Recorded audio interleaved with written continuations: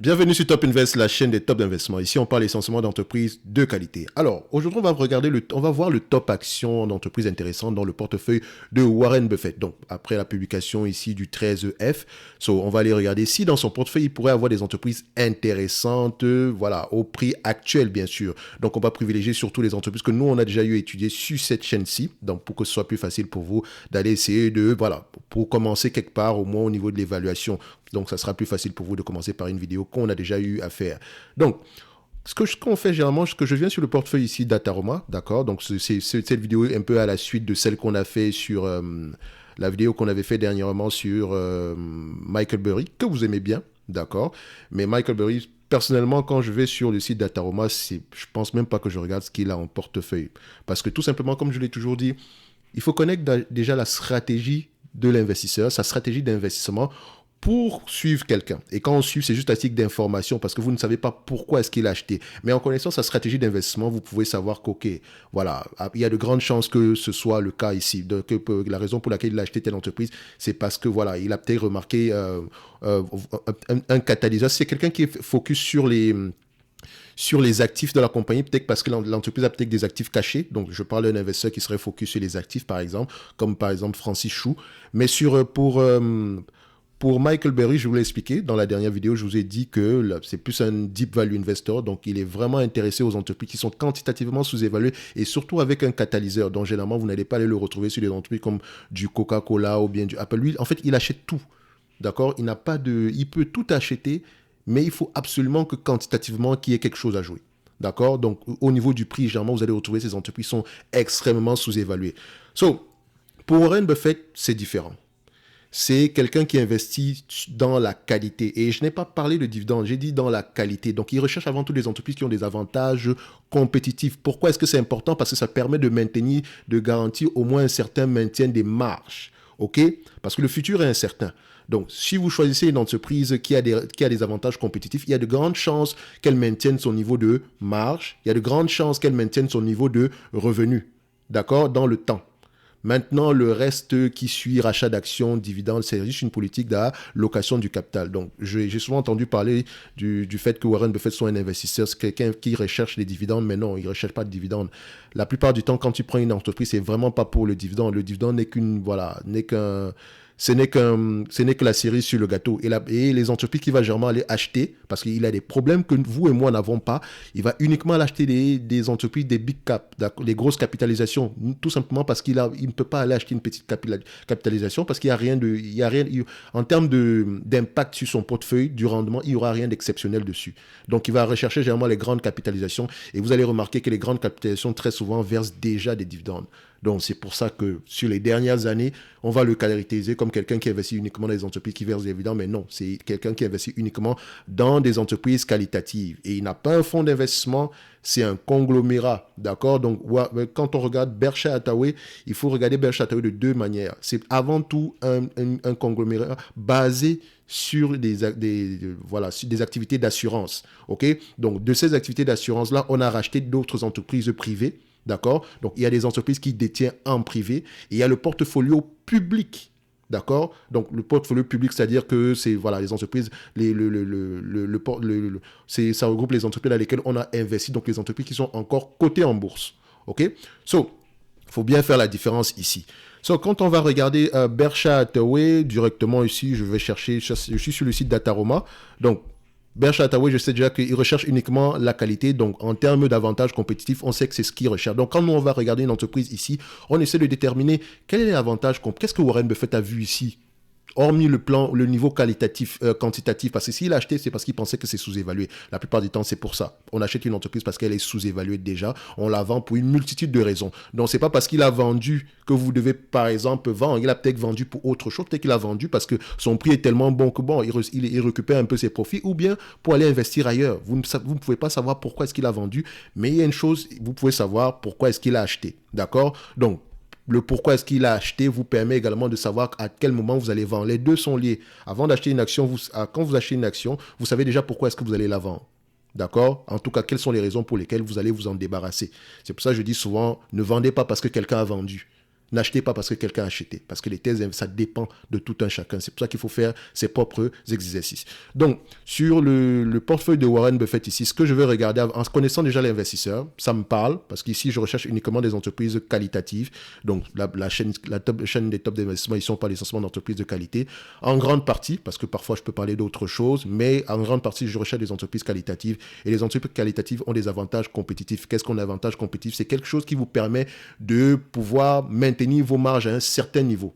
D'accord? Par exemple, ça peut être la marque d'un produit, une marque assez forte comme Louis Vuitton. C'est une marque assez forte, mais attention, il y a toujours des risques. C'est pas parce que vous avez une marque que vous avez forcément un avantage compétitif. Cette marque-là doit vous conférer pas un premium, mais ça vous donne pas le droit, mais ça vous donne la possibilité d'augmenter les prix tout en maintenant les volumes. Une fois que vous avez ce niveau-là, là, vous avez une marque assez forte. Parce que je peux avoir la marque Coca-Cola et la marque Coca, c'est pas la même chose. Vous remarquez? Ce n'est pas vraiment la même chose. Donc, Coca-Cola peut vendre un produit à 2 $, le volume restera peut-être élevé. Et moi, le même produit que Coca-Cola, mais avec une marque différente, si je le vends à moitié prix, il y a de fortes chances que je n'ai même pas le même niveau de volume que Coca-Cola. Tout simplement parce qu'elle a une présence assez forte au niveau de l'intellect de la plupart de ses consommateurs. Okay? Il y a également le goût du produit, etc. Donc, il faut faire attention ici. Donc, sur chacune de ces entreprises, on peut déterminer quel est l'avantage compétitif. On peut dire que Apple ici, son avantage compétitif, c'est son écosystème. Ce n'est pas le fait de vendre, c'est l'écosystème d'Apple qui est fort. Donc, c'est surtout le logiciel d'Apple. C'est surtout le système iOS. Parce que si Apple n'était qu'un fabricant de téléphones ou bien d'ordinateurs, voilà, elle n'aurait pas eu la même force aujourd'hui. Aujourd'hui, c'est surtout son écosystème. Parce qu'elle sait que si vous voulez l'écosystème de iOS, vous êtes obligé d'acheter un iPhone. Et une fois que vous avez un iPhone, on mise sur la qualité du produit. À long terme, ça peut vous habituer. Et même si vous avez un ancien iPhone, du moment où il est actif, vous faites partie de l'écosystème. C'est pour ça on a la possibilité de pouvoir monétiser cet écosystème-là. Par exemple, vous avez peut-être raté ça dernièrement, mais Apple a décidé de faire maintenant du crédit. Normalement, c'est un test, hein, c'est pas encore... Donc, et du faire du crédit sans passer par les grandes banques. Donc, elle-même, elle va, avec ses propres moyens, elle va monter toute une structure dédiée uniquement au crédit. Et pour avoir ce crédit-là, il faudrait absolument que vous soyez déjà un client, un détenteur de iPhone. D'accord? Donc, dites-vous qu'au fur et à mesure que le temps passe, elle sait que celui qui achète un iPhone, il y a de grandes chances qu'il ait les moyens de pouvoir, il y a les moyens de pouvoir s'endetter, entre parenthèses. Donc, c'est pas quelqu'un également d'assez solvable. Donc, iPhone également, c'est pas pour tout le monde. Il y a des études qui ont prouvé que ceux qui détiennent les iPhones ont généralement un salaire moyen plus élevé que le reste. Mais après, également, il y a certaines personnes qui achètent juste iPhone, même si c'est pour se ruiner. Ils ont quand même un iPhone, d'accord? Mais en majeure partie, ce sont des gens qui ont les moyens de le faire, d'accord? Maintenant, quand je vais regarder le portefeuille ici aujourd'hui, premièrement, il faut savoir que dans ce portefeuille-ci, ils sont 3 à prendre des décisions. Il y a Warren Buffett, il y a Ted Weschler, il y a une autre personne, j'ai oublié son nom. J'ai oublié son nom. Donc, quand vous remarquez ici, tout ce qui est en dessous de 2 milliards, c'est pas certain que ce soit Warren Buffett qui ait pris la décision. Mais tout ce qui est au-dessus, il y a de grandes chances qu'il ait au moins donné son OK. Par exemple, si on se limite à 2 milliards en dessous, 2 milliards au-dessus, vous allez voir qu'il y aura beaucoup d'incrutés financières parce que Warren Buffett, tout ce qui est en finance, assurance, dites-vous qu'à coup sûr, il a donné son aval dessus et il s'y connaît un tout petit peu parce que c'est son domaine de prédilection. OK? Donc, vous allez retrouver du Citigroup, Bank of New York, vous avez quoi? US Bank Corp, donc c'est également une banque. Vous allez voir Moody's, vous allez voir Kraft Heinz. Kraft Heinz ici, il faut voir à quel moment est-ce qu'il a acheté, comment est-ce qu'il a fait pour l'acheter, parce que c'est pas aussi facile que ça. Donc, vous allez également voir American Express, du Coca-Cola, etc. En dessous, vous allez voir d'autres entreprises comme Paramount, Liberty, Sirius XM. Vous allez voir également, on parlait dernièrement ici de Charter Communication quand on faisait la vidéo sur Michael Burry. Liberty Sirius XM, c'est encore la même personne qui s'appelle John C. Malone. Donc, vous allez voir, il a une constellation d'entreprises. Vous allez encore retrouver Charter Communication, vous allez voir Amazon, vous allez voir Visa qui ne pèse pas grand-chose ici, d'accord? Mais vous allez voir Microsoft, Mastercard, etc. Donc, ici, ça peut être on va dire, ses adjoints qui prennent les décisions ici.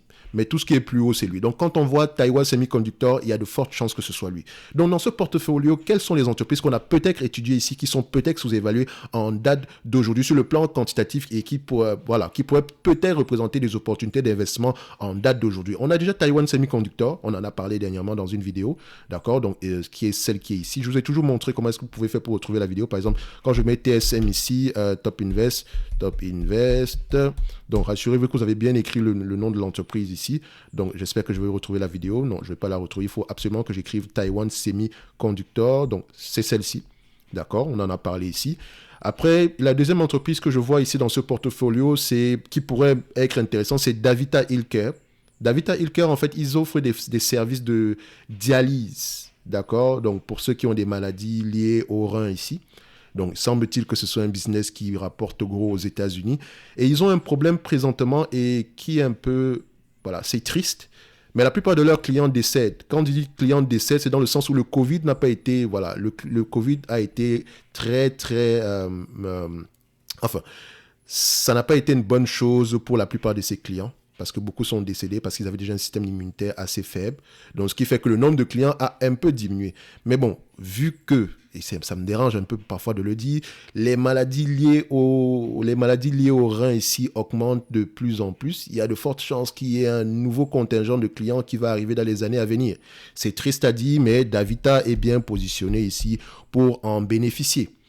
Donc, c'est une entreprise également qu'on a étudiée ici. Vous vous souvenez, il y a 4 mois ici, on a dit 100% de rendement. Il y a 4 mois, on était à quel niveau? Donc, il y a de fortes... Je pense elle a baissé en une journée ici.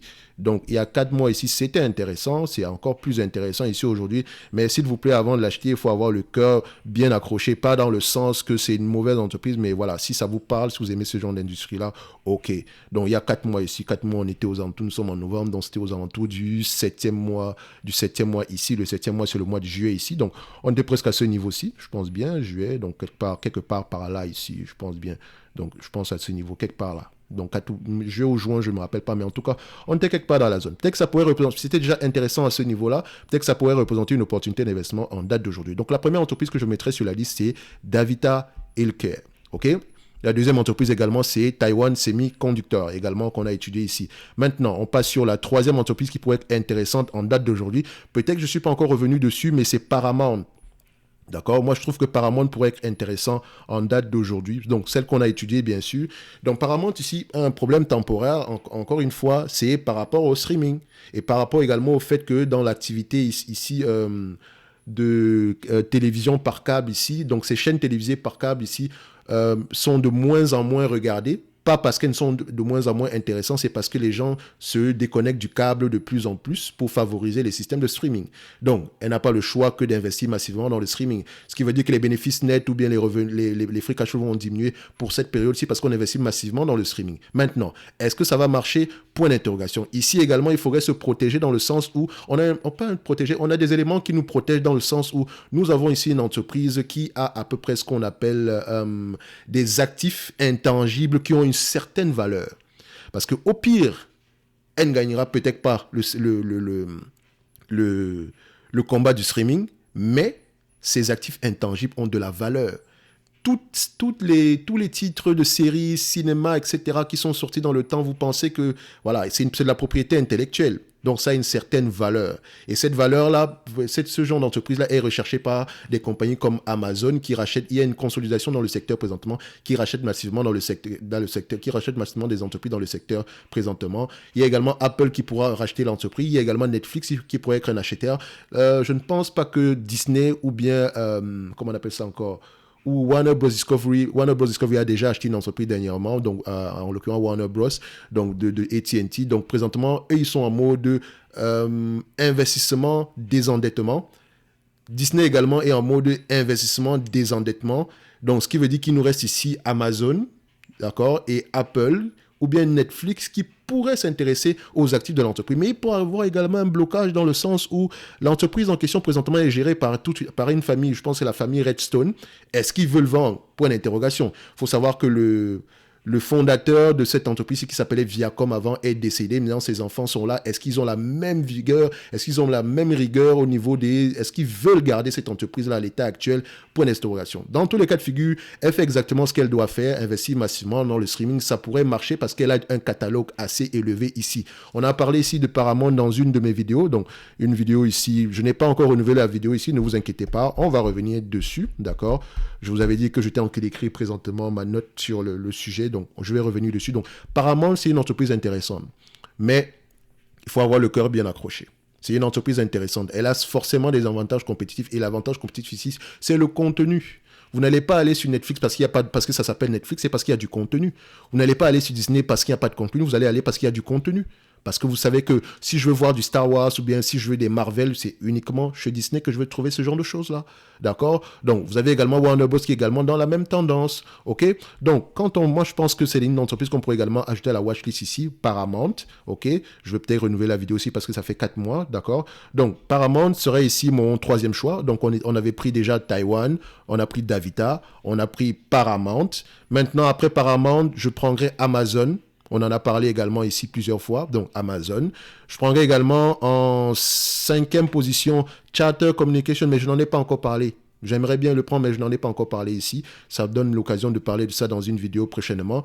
Je pourrais également prendre, voilà, HPQ apparaît également ici, donc qui est la compagnie qu'on appelle Hewlett-Packard. D'accord, donc les fabricants d'ordinateurs ici. Donc, ils ont beaucoup bénéficié du Covid ici, etc. Mais ça va tendre à diminuer un tout petit peu à court terme. D'accord. J'aurais pu sélectionner cette entreprise-là, mais je fais le choix plutôt de prendre une entreprise comme McKesson dont on a parlé ici. McKesson, on a parlé de McKesson lors de mes premières vidéos ici. Donc, McKesson, je vais regarder ça ici, Top Invest. Où est cette vidéo-là? C'est l'une de mes premières vidéos sur la chaîne ici. Donc, c'était une top 3. Donc, je vais mettre top 3 ici. Donc, ça fait longtemps que je n'ai pas regardé cette vidéo-là. C'est la première vidéo sur la chaîne ici. Top 3 actions à acheter. Oh, je vais la retrouver, la vidéo, concernant McKesson. C'était McKesson, Amerisource-Bergen et Cardinal Hill. Ces 3 entreprises, on a parlé de ces 3 entreprises-là. Donc, c'est peut-être 3 entreprises qui pourraient être intéressantes au prix actuel. Donc, enfin... Elles ont déjà connu un très grand succès cette année-ci, d'accord? Donc, vous pouvez voir ici que c'est peut-être des entreprises, voilà, vous allez vous dire que peut-être qu'elles sont surévaluées, ni quoi que ce soit. Il ne faut pas les regarder du point de vue des bénéfices nets. Regardez-les du point de vue des free cash flow, parce qu'elles font un truc en particulier. Par exemple, est-ce que vous savez que ces entreprises-ci ont la capacité de prendre le produit à crédit, de le vendre avant de rembourser les créanciers, avant de rembourser je dirais pas les créanciers, mais les fournisseurs. Donc, et les fournisseurs ici, c'est qui? Johnson & Johnson, Merck, Sanofi, etc. Donc, tous les fabricants de médicaments ici vendent à peu près leurs produits à McKesson. McKesson se permet d'acheter des produits à crédit, revend le produit et rembourse l'argent après avoir revendu. Ce qui fait que, généralement, elle est toujours très, très liquide. Elle garde énormément de cash. Donc, allez la regarder du point de vue du free cash flow. Et généralement, quand une entreprise arrive à faire ça, c'est qu'elle a déjà un certain avantage compétitif, surtout au niveau des distributeurs. Walmart le fait. Amazon le fait. Je pense que Target également, Kroger et en même temps McKesson, Amerisource-Bergen et Cardinal Hill. Le problème ici, c'est que ces entreprises-là sont déjà assez concentrées. Donc, elles sont que 3 qui détiennent à peu près 90% du marché. OK? Et parmi ces 3-là, elles n'ont pas énormément de clients également, parce que les clients également ont eu tendance à consolider le secteur. Les clients maintenant, c'est qui? Vous avez CVS Corporation, vous avez Walgreens, vous avez Walmart, vous avez, comment on appelle encore ça?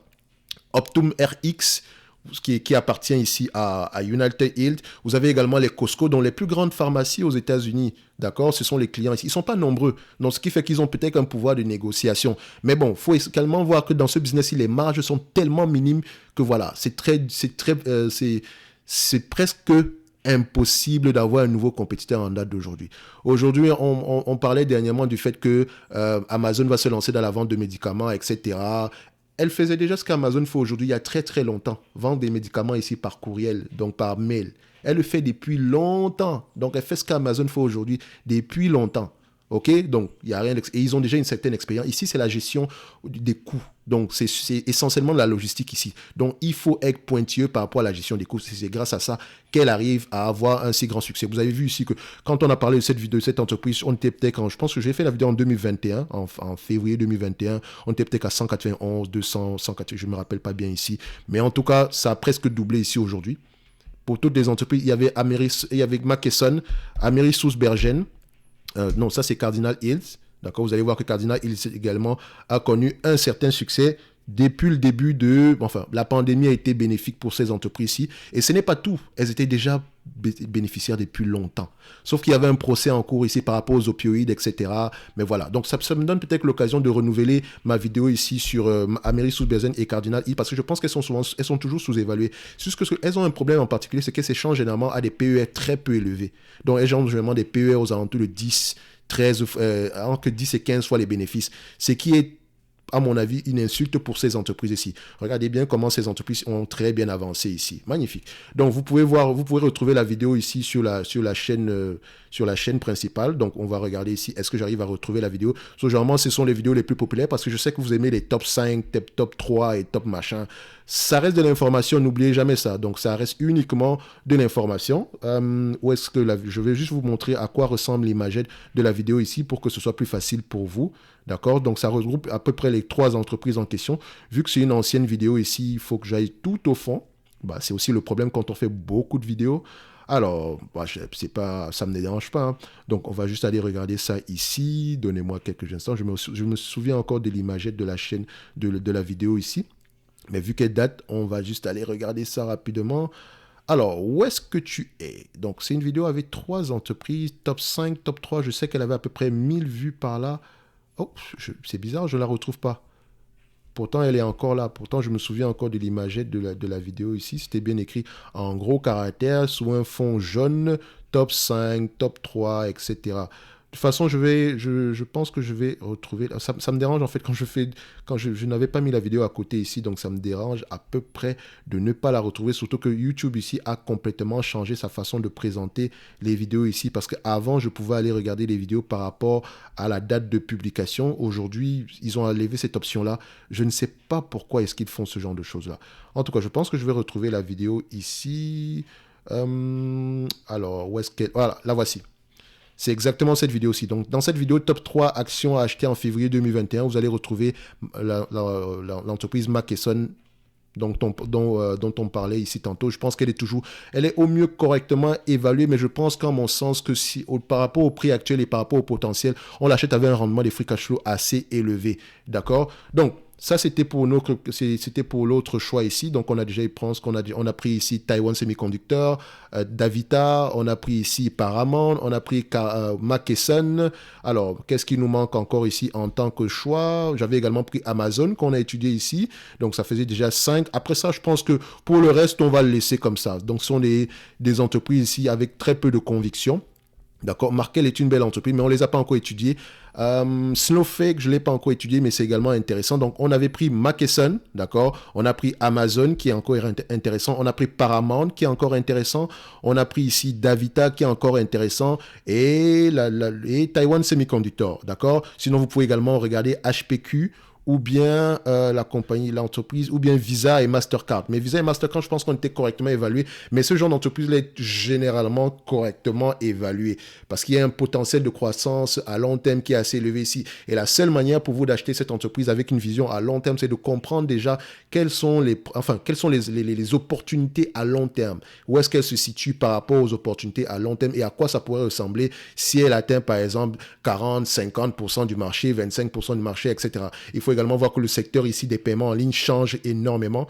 Qu'est-ce qui permet à Visa et Mastercard de pouvoir maintenir à peu près leur assise ici? D'accord, donc il faut que leurs avantages compétitifs et quelle est même l'origine de cet avantage compétitif-là. D'accord, donc ici je pense que c'est l'effet de réseau, mais l'effet de réseau par rapport à quoi? Est-ce que c'est parce que beaucoup de gens nous utilisent qu'on arrive à avoir à peu près une valeur assez élevée parce que les coûts de transaction sont de moins en moins, on peut se permettre d'avoir des coûts de transaction de moins en moins élevés ici? Point d'interrogation. Comment est-ce qu'elle fait pour générer de l'argent réellement? Comment est-ce qu'elle fait?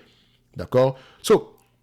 Voilà à peu près le top, je ne sais pas si on est 5 à 6, mais en tout cas le top des actions qui me semblent intéressantes encore sur le portefeuille de Warren Buffett. Donc Taïwan, semi-conducteurs, Davita, d'accord, Paramount, ok, Amazon et McKesson, ok. On va prendre top 5 comme ça, on va prendre ces 5 entreprises-là. Sinon, plus haut ici, je ne dis pas qu'on n'a pas d'opportunité d'investissement, mais je pense que Apple est correctement évalué. N'essayez pas d'aller acheter du Apple aujourd'hui, parce que comme je vous l'ai dit, c'est en 2016 qu'Apple était intéressant, ou peut-être en 2020 par là, mais c'est sûrement pas aujourd'hui que vous allez acheter du Apple. Coca-Cola, son Coca-Cola, il a 40% de dividendes sur Coca-Cola. Donc, Coca-Cola, quand il a acheté du Coca-Cola, c'était une compagnie de croissance. Donc, faites attention. Donc, c'est pas une compagnie qui versait uniquement un dividende, mais c'est surtout une compagnie de croissance sur laquelle on avait une opportunité de pouvoir faire quelque chose, une opportunité de pouvoir acheter une entreprise qui a la possibilité d'augmenter ses bénéfices nets par action. C'est ça qui est important. Augmenter les bénéfices nets par action année après année. D'accord? De l'augmentation des bénéfices nets par action année après année, vous pouvez avoir des dividendes croissants année après année. Voilà. Parce que si les bénéfices nets par action diminuent année après année, même si vos dividendes augmentent, il y a un plafond de verre. Vous savez que vous n'allez pas aller plus loin quelque chose qu'un certain niveau si les choses ne changent pas. D'accord? Donc, Occidental Petroleum ici, il faut également voir quel est le deal que lui, il a dessus parce que voilà, vous pouvez le voir, il essaie d'acheter ici, mais lui, il a déjà un excellent prix d'acquisition ici parce qu'il a pas des arrangements, mais lui, il a fait quelque chose dans cette compagnie, enfin, en termes de, il a prêté de l'argent, donc il avait la possibilité d'acheter des actions à un certain prix ici. Donc voilà, peut-être lui ici, il compte faire l'acquisition de cette compagnie ici. Et c'est sûrement pas pour les affaires de carbon capture, etc. Je ne pense pas. Je ne pense pas. C'est pas quelqu'un qui réfléchit à ce niveau par rapport à un truc qu'on appelle généralement un next big thing, surtout pour quelque chose qui peut être répliqué ailleurs. Parce qu'il faut regarder, est-ce que Occidental, ce qu'ils font présentement dans leurs affaires de capturer le carbone ici, est-ce que quelqu'un d'autre ne peut pas faire la même chose? Est-ce que c'est une technologie brevetée, etc. Donc, qui sont les compétiteurs? Je suis sûr qu'il y a des compétiteurs dans ce domaine-là. Donc, voilà à peu près la liste des entreprises qui me semble encore intéressantes au prix actuel dans le portfolio de Warren Buffett. OK?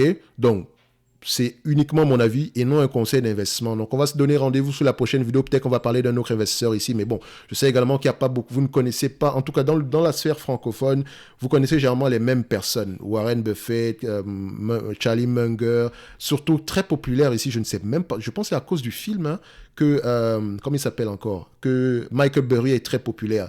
Pourtant, techniquement, quand moi je vais arriver ici, je ne vais jamais regarder son portefeuille.